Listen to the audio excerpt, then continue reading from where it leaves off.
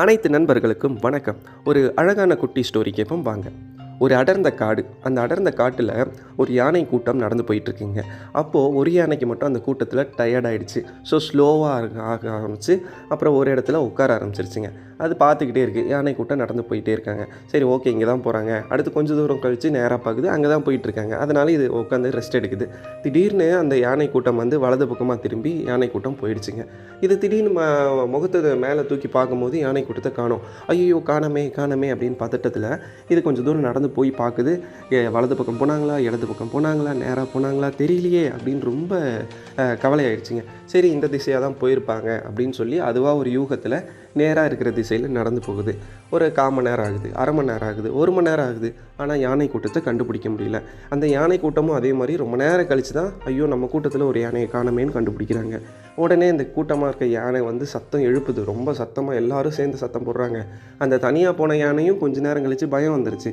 ஐயோ, நம்ம வந்து யானை கூட்டத்தை தவற விட்டுட்டோம், வேறு ஏதோ வழியில் தான் போயிட்டுருக்கோம் அப்படின்றதையும் கண்டுபிடிச்சிருச்சு. அதுவும் ஒரு பக்கம் சத்தம் போடுது.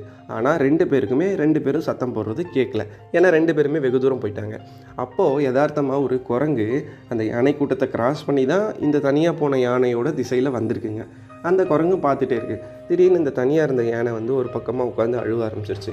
அப்போது இந்த தனியாக இருந்த யானையை பார்த்துட்டு உடனே அந்த குரங்கு போய், நண்பா ஏன் அழுவுற அப்படின்னு கேட்டதுக்கு, இந்த மாதிரி யானை கூட்டத்தை நான் மிஸ் பண்ணிட்டேன் அப்படின்னு அந்த யானை வந்து சொல்லுது.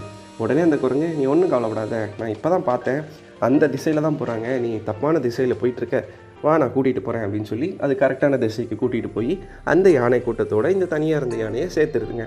அப்போ அந்த யானை அழுதுகிட்டு இருந்த யானை சேர்ந்ததுக்கப்புறம் சிரிச்சுக்கிட்டே அதுக்கு ரொம்ப நன்றி சொல்லுதுங்க. அப்போ அந்த குரங்கு சொல்லுது, நன்றிலாம் வேணாம் நண்பா, என்னோட குரங்கு குட்டி ஒரு முறை பசியில் இருந்தப்போ நீ சாப்பிட்டுட்டு இருந்த பழங்களில் ஒரு சில பழங்களை எடுத்து என்னோட குரங்கு குட்டிகளுக்கு கொடுத்து நீ உதவுன. அந்த உதவி, அந்த நன்றியை என்னால் மறக்கவே முடியாது வாழ்க்கையில். அதனால் நீ இப்போ திடீர்னு உட்காந்து அழுதுகிட்டு இருந்ததை பார்த்து எனக்கு கவலையாக போயிடுச்சு.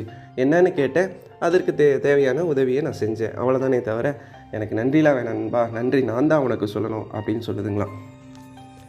இது போல தாங்க வாழ்க்கையிலையும் நாம் யாருக்காவது ஒரு உதவியை எதிர்பாராமல் செஞ்சோம்னா நமக்கு எதிர்பாராமல் ஏதாவது ஒரு உதவி நம்மளோட கஷ்ட காலத்தில் வந்து சேரும்.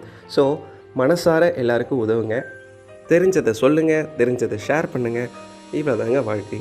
எண்ணம் போல் வாழ்க்கை, எண்ணம் போல் தான் வாழ்க்கை. நன்றி. மறக்காமல் கிராக்ஸாமல் சப்ஸ்கிரைப் பண்ணுங்கள்.